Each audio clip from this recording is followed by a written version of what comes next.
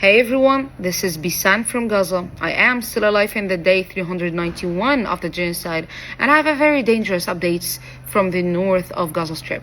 Today, it's almost 25 days since the beginning of the ground invasion, the Israeli military operation, in the north of Gaza Strip, specifically in three towns: Jabalia, Beit Lahia, and now Beit Hanun. At the beginning, they told people in Jabalia, they lied at them. They told them that after the ending of the military operation, you'll be able to come back to your homes. And when people refused to get out from their homes and to get out from Jabalia and their hometown, the Israeli army killed them, massacred them while sleeping peacefully in their homes.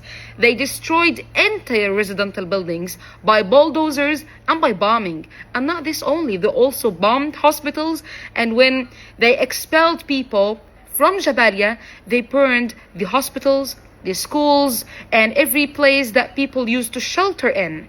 And even the only working hospital, Kamal Adwan, do you remember it? Yeah, the Israeli army have been bombing Kamal Adwan several times since the beginning of this invasion in the beginning of October 2024. And that's actually not the only thing, because after massacring people, pushing them to go out of Jabalia and not letting them to go back, of course, because they cut the roads between Gaza City and the north towns, preventing any fuel, food and water, any journalists, doctors, INGOs or anyone, even the civil defense, even any staffs, any emergency, to go to the north of Gaza Strip. They found it useful, okay? It's useful. This is exactly how you expel a whole population from a place. So they copied the same thing in Beit Lahia, but they started with the peak.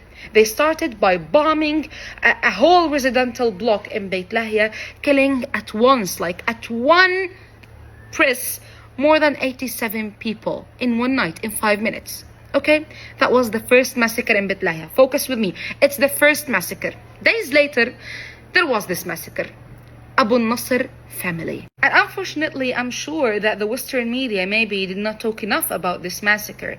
But in this massacre, this guy is the only survivor and of a Nasr family. And he is confirming that he buried alone with the neighbors because no civil defense is reaching the north.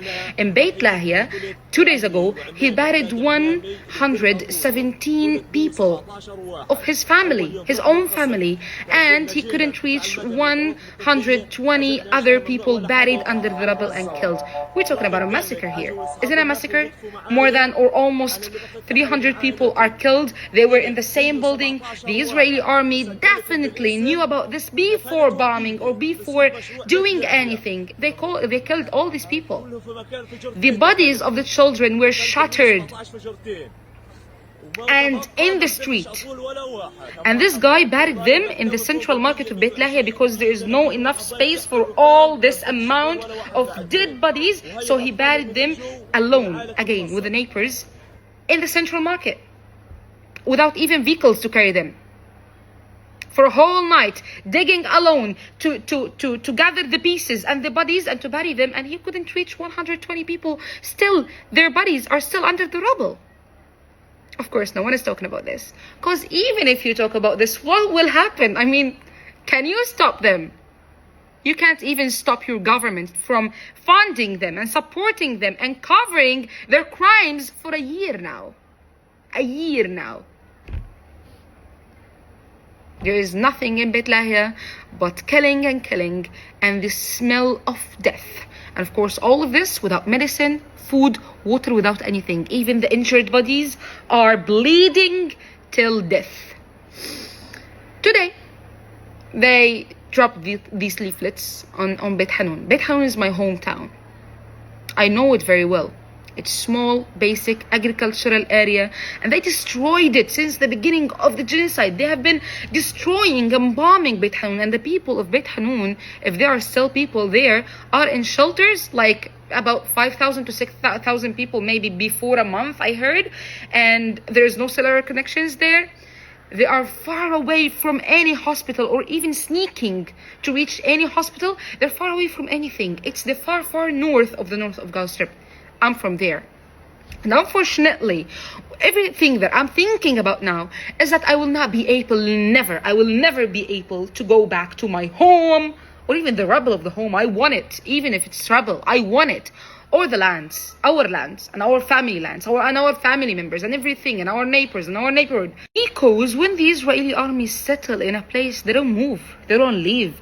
Like what is happening now in Jabalia, in Beit Lahia, in Rafah, and now Beit Hanun. I'm so scared that I might not be able to go back to my home, or to see my hometown, Beit Hanun, my green heaven.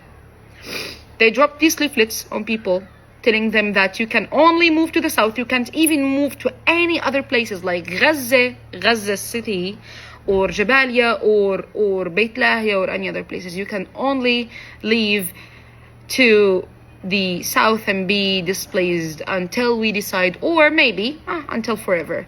Because who can stop them now from resettling in the north, turning it into a military base, resettling, putting some settlements, for the settlers. They love to steal the lands and to build new settlements for the settlers. You don't know.